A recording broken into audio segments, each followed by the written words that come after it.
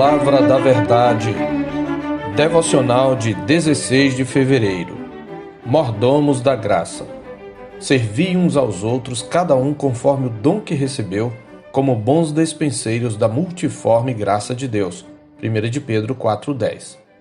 Se você é cristão e frequenta ou faz parte de uma igreja cristã, o que o levou a frequentá-la e por que você está lá? Se deixou de frequentá-la, o que o levou a deixar a comunhão dos santos? Ou ainda, se considera cristão, mas não tem compromisso com nenhuma igreja, qual a razão dessa atitude?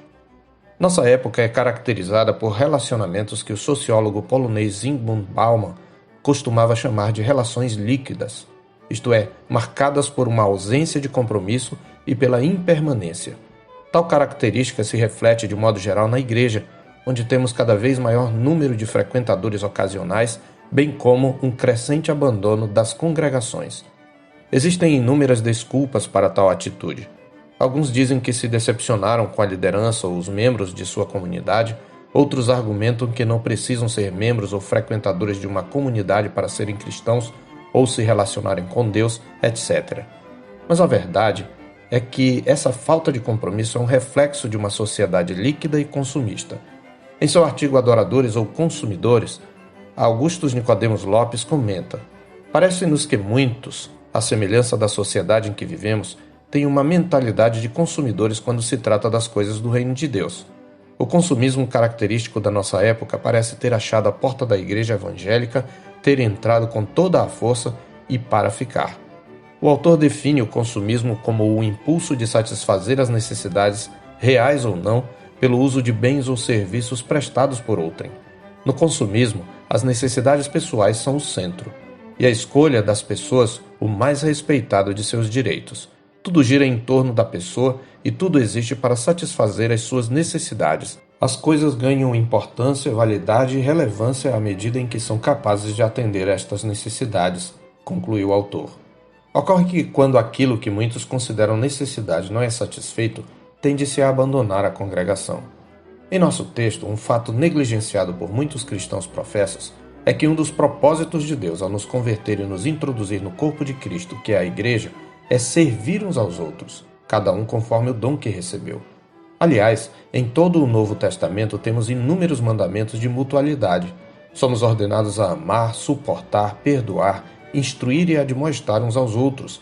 Devemos ainda preferir-nos em honra uns aos outros, levar as cargas uns dos outros, esperar uns pelos outros, confessar nossos pecados uns aos outros e orar uns pelos outros. Há outras ações mútuas ordenadas. Jesus nos ensinou que o amor mútuo é a marca distintiva dos seus discípulos, como está escrito: nisto conhecerão todos que sois meus discípulos, se tiverdes amor uns aos outros. João 13,35. Aqui ele se refere especificamente ao amor entre aqueles que professam o seu nome. Como podemos cumprir tão importantes ordenanças sem envolvimento e compromisso? Como podemos servir uns aos outros isolados? Não é possível realizar todas essas coisas online ou no estilo home office. Em nosso texto, Pedro ressalta que a graça de Deus é multiforme. A palavra originalmente significa multicolorida ou multifacetada.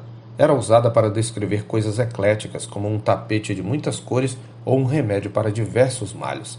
Portanto, o apóstolo está a enfatizar o caráter completo e suficiente da graça de Deus, que preenche todas as necessidades, por mais diversas e numerosas que sejam. Contudo, ele deixa claro que o cristão é um despenseiro ou mordomo desta graça, tendo recebido de Deus uma medida dela na forma de dons espirituais, capacitações dadas pelo Espírito Santo com vistas à edificação do corpo de Cristo. O exercício do dom é a prática do papel de mordomo de Deus. E a ordem é clara: servi uns aos outros, cada um conforme o dom que recebeu. Logo, nosso principal objetivo ao nos congregar e assumir um compromisso com uma congregação não deve ser satisfazer nossos próprios anseios, mas servir uns aos outros. Talvez você pense: mas eu devo servir a Cristo. Mas tal argumento expressa uma dicotomia entre Cristo, a cabeça, e a igreja, o corpo. É até possível servir a uma igreja e não servir a Cristo, quando sua motivação, por exemplo, não é a glória do Senhor, ou quando você faz tão somente para ser reconhecido. Mas não é possível servir a Cristo sem servir sua igreja. O rei, respondendo, lhes dirá: Em verdade vos afirmo que sempre que o fizestes a um destes meus pequeninos irmãos, a mim o fizestes. Ensina o Senhor em Mateus 25:40 acerca do serviço aos santos. Pois, ao referir-se aos contemplados com nossas boas obras, ele os chama de irmãos, designação somente aplicável ao seu povo. Quando você deixa de se comprometer com o povo de Deus, ou abandonando sua congregação, ou nunca assumindo nenhum compromisso ou ministério, sendo um mero frequentador, você deixa de ser um canal da graça multiforme de Deus que lhe concedeu dons para compartilhar. É um grande sinal de egoísmo ser beneficiado com a exposição da palavra de Deus, desfrutar do conforto de um ambiente saudável e da comunhão, sem, contudo, como se diz, mover uma só palha para contribuir com a comunidade que o serve. Portanto, se você não se congrega, procure uma igreja que exponha fielmente as Escrituras e afilie-se a ela. Se você já serviu e abandonou o ministério, volte a ser útil. Foi o Senhor mesmo quem nos advertiu em João 15:2. Todo ramo que, estando em mim, não der fruto, ele o corta, e todo o que dá fruto limpa, para que produza mais fruto ainda. Eu sou o pastor Marcos Augusto, pastor da Terceira Igreja Presbiteriana de Boa Vista, em Roraima. Tenha um bom dia na paz do Senhor Jesus.